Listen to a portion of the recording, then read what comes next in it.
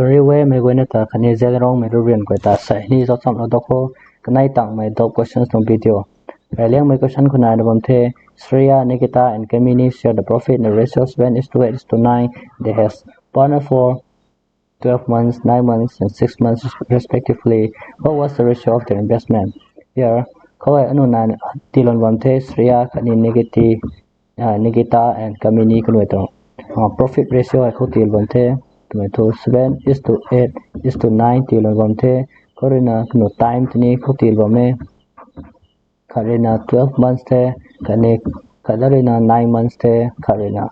6 months the mahek anu investment to ratio hai phupro to sa to me to anu khorita partnership to question go anu investment khani time hai kanai hai multiply sum gan ko te ka to result te profit same company me to anu investment same ka ge nai sa to anu profit divided by time new machine soup ni atawe investment ko no profit by time time to profit to jota profit is 70 time to 12 months te khadaruna 8 by 9 ni 9 by 6 ko ti no te to cancel sum te 3 4 the 12 3 3 the 9 3 to the 6 to 7 is 7 by 4 is to 8 by 3 is to 9 by 2 new fraction 9 bam hai fraction lagan ko sai to mai denominator hai ka gan gen hai mai denominator ka gan ko sai to 4 3 and 2 kunu to LCM le multiplies la ko kunu 4 3 2 to LCM to 12 te 12 multiplies la ko into 12 into 12 ko hai 4 3 the 12 3 4 the 12 2 6 the 12 ata to denominator mak hai misal to 7 3 the 21 is to 8 4 the 32 9 6 the 54 may investment ratio the kumai sai to mai to ratio option a ko 9 bam the kum thilan a option so option the current zalo da ko the distance the distance between two stations P and Q is 660 km. A train starts from P at 10 a.m. and travel towards Q at 120 km per hour. Another train starts from Q at 11 a.m. travel towards P at 150 km per hour. At what time do they meet? Kwa ino station kanai na na me station hai P kani station hai Q hai kanai ka hai 660 ka e to na sai 660 km kanai ka to na the kum sai to khai train A sa me khai kho P khrin na travel so the Q ne to station Q tang khang me ta the to speed na 120 km per hour speed ko tan ba me sai kamari na ta thom hai 10 am ko ta thawe to na sai khorina Q ne khrin train kha ta thawre to sa me te B train B e to follow ho to speed na 150 km per hour ko ta thaw tare to sa mai ta tham khunga ne 11 am ko ta thawe to sa ka hoi train A ko to 11 am te train B khrin 10 11 am te ko mai sa to kanai hai ta thaw sam khe ta thaw sam ma ge to khwat gai ma ke ko ja te ta thaw ka sam ko mai sa to A hai khoang khát thì ta là khô 1 hour time ka khok mai tong point ko hai mai tong point ko mai hai 11 am tang bani the 11 am khok mai kho A ko bom ni the ko mai sa to kho ni 11 am na the ko ni 11 am na the ni calculation ni the calculate nuai ni the ko na A ri na mai dak ko hai mai dak 1 hour ta sa to mai da hai kilometer chu mai ta 120 km ko mai ta ni the ka jeng tho A to speed hai 1 hour 120 km is to speed 120 per kilometer sam to khong khat ko 120 km mai tat ne sa to nge me jo heliap no me distance so aju me ta to 540 km tap ne the jeng tho new 660 minus 120 sai to 540 km na hai jaren ta kanai meeting time te new zadar kho khong aju ko kanai hai riu ni bo samita mai time equal to distance divided by speed me to formula sin so ko hey time hai meeting time te the ta anu cha lo ko ko me sa distance hai aju na ta A hai pu kho e taw ding lom the 11 am kho B hai ne kho ding lom the wa me sa to kanai ka te kilometer jo ka bo sang ko kilometer hai 150 540 km các nó bấm em cái này tông speed để giao ko mấy cũng tông speed hay resultant speed sao mình nạp như thế resultant speed cái dạng thôi train cái này tông speed cái dạng như na train cái này hay cũng là khá là khá ta gần kêu mình cái này tông resultant speed để plus sub ni thì train cái này để direction khác nó có cái này cũng ta cái này sao cho cái này tông resultant speed để minus company mấy tông case của thôi train A cái này train B cái này để ta gang kêu thế cũng sẽ cái này tông speed để plus sub ni thế 120 plus 150 equal to 540 divided by 270 0 cancel 5 9654 9327 32 equal to 2 hours khoảng này tăng khoảng này tăng gần khỏi cái này rồi cái này sao tụng thế cái này sao tôi cái này tụng meeting time thế đó là cô cái này ta khẩu thao mình thế 11 am của ta khẩu thao thế cái này từ khoảng này tăng sau rồi này sao từ 11 am plus 2 hours sẽ từ 1 pm 1 pm ko kane sorun pani the to option C option the current zalo the ko find the value of cos 18 cos 42 sin 30 cos 28 6 sec 54 into 8 hai hi pa ko ha cos 18 cos 42 cos 30 cos 28 sec 54 into 8 vậy nó cos 18 có hiểu ko cos 42 hiểu được ko có được sin 30 sẽ tầm đấy mà hả hi sai thế tôi mai sin 30 có hay này bảo là ko cos 28 sin 30 mà cái là khác đây khác xoay mình mãi sec 54 sẽ tôi sec lại cos sec này reciprocal này có mình thay lại nè cos 54 to na hi kan the hai 8 re na I 4 into 2 a cũng hi kan the mai 4 ra khton he jai palo ko mai sa to 4 into cos 18 cos 42 cos 78 sin 30 to 1 by 2 the or na 1 by cos 54 into 2 liệm nó làm thế mới sao tôi hay 2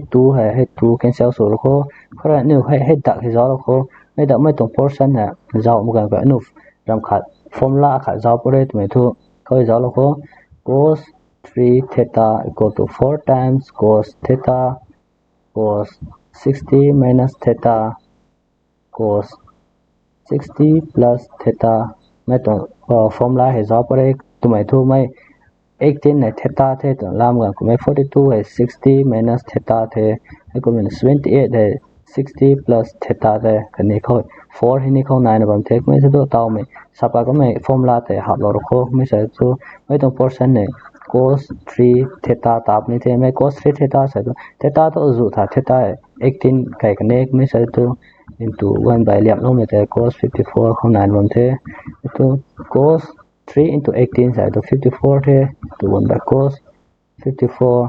cancel số ko mấy số tổng answer là 1 thế cũng là option A so option thế current zalo the ko a 6 feet tall man finds that the angle of elevation of the top of a 24 feet high pillar and the angle of depression of his base are complementary angles. The distance of the man from the pillar is zalo ko mấy gam khá thế 6 feet có một buổi đình nó làm thế có rất tiếng hay nên có mấy hồi đình nó làm thế mấy tiếng tới mấy giao cô mình elevation hả không này nó làm thế hay là cái này trong các mấy x feet a tức là color cô mấy hả các thế hay cái này trong distance hay nên cũng x như mỗi đấy x đây còn hay nên 6 feet lâu cô mấy số mấy 18 feet tap như thế total है 24 feet thế và है nếu có sẵn nên sau đó có tổng angle of elevation sẽ tụi mấy ngang cú mình tổng angle hả mấy tụ angle thì mấy khung cái là dọn tụ angle of depression hả mấy cái này complementary angles thế là sai complementary angle sao tụ tụi số angle cái này kêu mình còn 90 degree số mình ta mấy 90 degree thế mấy angle hay cái này hay hả hay cái này mấy angle cái này complementary angles sao như thế khá là theta thế tụ sao còn khá thế 90 minus theta số như thế mấy cũng thế tụ mấy ai theta cái nó follow như thế cũng khá thế 90 minus theta cái như thế thôi nè hay hình như 90 minus theta cái như thế cái dạng thôi mấy ví dụ mấy line le hay ka bang me line hay cái này parallel the cái này me transverse line the cũng sung me to angle cái này me to angle hay alternate angles sụp này thế cũng giờ là hay angle cái này sắp me này sắc đồng thế còn khoa thor khô mấy tuần em triangle các bạn mấy triangle hả mấy triangle thì mấy giáo là khô mấy triangle thì một giáo là ngoài nụ tan theta sai sai to perpendicular by base sang mình này to tan theta है angle है 90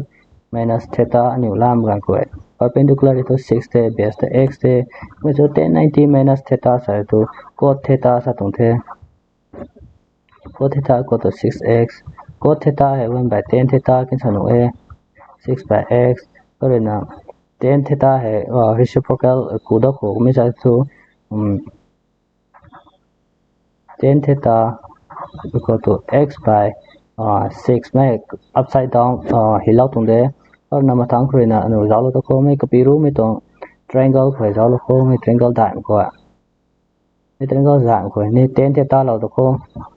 tan theta equal to perpendicular to 18 the